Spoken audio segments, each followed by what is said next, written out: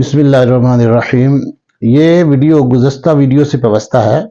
गुज़श्ता video में मैंने ये बताया था कि कैसे मेरे वालिद की दुआएं और मेरे जो असातिज़ा थे, उन असातिज़ा की जो दो बातें थी जो मैंने बताई थी पिछली वीडियो में, उन्होंने कैसे मेरी ज़िंदगी बदल दी और मैं एक सीधे रास्ते पे चल निकला।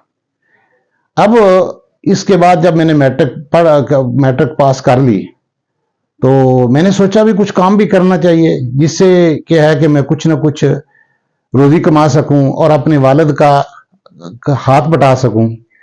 ज़ाहिर बात है उनका तो कोई रोज़गार था नहीं, वो तो टीवी के मरीज थे मुस्तकिल तौर पे। तो अब मेरे लिए सबसे बड़ी जो परेशानी थी और जो बड़ा मसला था वो था पाबंदी, कि जो काम भी करूंगा उसमें पाबंदी करनी पड़ेगी। चुनाचे मैंने सोचा कि ऐसा करता हूँ, मुर्गियाँ रख लेता हूँ, लेयर मुर्गियाँ अंडे देने वाली। तो मैंने कोई 250-300 मुर्गी खरीद ली, कोई पैसे इकट्ठे करके, तो वो घर में रख ली। अब सोचा ये कि बस 2 दफ़ा पाबंदी करूंगा, सुबह और शाम इनको खाना और जो है पानी दे दिया करूंगा और बस सारा दिन फारिग रहूंगा सारा दिन में। चुनाचे ये काम मैंने शुरू कर दिया, अंडों वाली मुर्गियां रख ली। अब कुछ दिन गुजरे, जब दोस्तों ने ये देखा मैंने मुर्गी खाना बना लिया तो उन्होंने कहा यार आप मुर्गियों की बजाय आप बकरियां क्यों नहीं रख लेते, अच्छी नस्ल की बकरी रखे, उसका बड़ा रेट है। चुनाचे मैंने एक बकरी ले ली बड़ी अच्छी नस्ल की, तो वो बकरी मैंने घर पे रख ली। अल्लाह ने उससे बच्चे भी दो दिए। तो अब जब मैं उसके लिए चारा लाता था, बल्कि क्या मैंने ग्वारा ले लिया इकट्ठा ही, तो वो एक हफ्ते के इकट्ठे ही मैं उसके लिए वो उसका चारा काट के लाता और वो सारा एक बहुत बड़ा बंडल होता।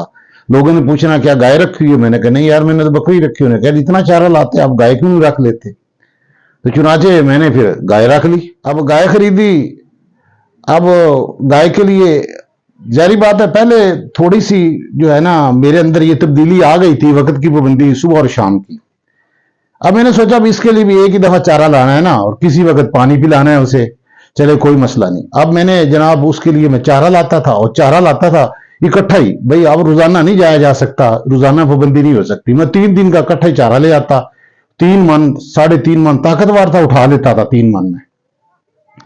अब जब लोगों ने देखा यार इतने साइकिल के ऊपर इतने जो है इन्होंने पट्ठे रखे हुए हैं, इतनी मकई लादी हुई है, वो पूछते यार क्या रखा हुआ है, कोई जानवर रखा है। मैंने कहा गाय रखी। कहने लगे यार गाय को छोड़े को भैंस रख लें, भैंस ज्यादा दूध देती है।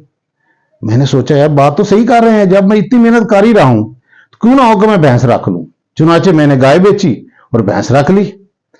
अब जब भैंस रखी तो भैंस की ज़ाहिर बात है गाय से ज्यादा लवाजमात थे, उसे नहलाना भी था, उसकी सफाई भी रखनी थी। जब वो दूध ज्यादा देती थी तो इसका मतलब ये भी है कि उसकी केयर भी ज्यादा करनी थी।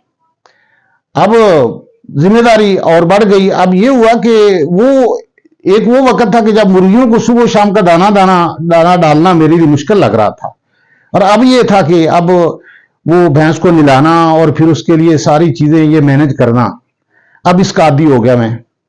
तो अब इसके बाद जब दूध भैंस रखी तो लोगों ने कहा भी हमें दूध दें।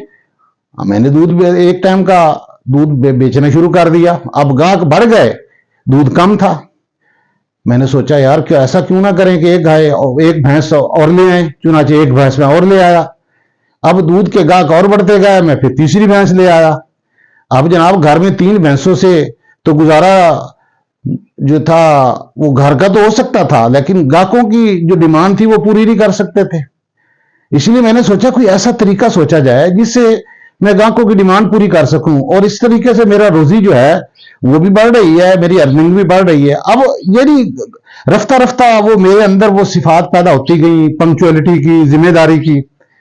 अब जब 3 भैंसें रखी, आप अंदाजा लगाएं उसके लिए चारा कितना लाना होगा, फिर उसके लिए केयर कितनी करनी होगी, उनको नहलाना है, उनकी सफाई करनी है।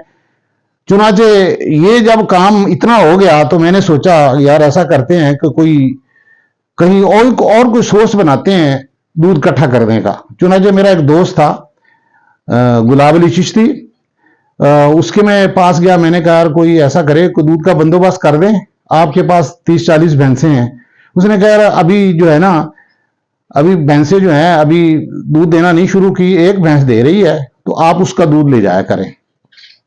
चुनाचे मैंने उसका दूध लेना शुरू कर दिया। अब उस दूध में वो उसका दूध था 4 किलो, अब मेरी 3 भैंसों का दूध 10-12 किलो या 15 किलो हो जाता था, वो 4 किलो मिला के 20 किलो हो गया।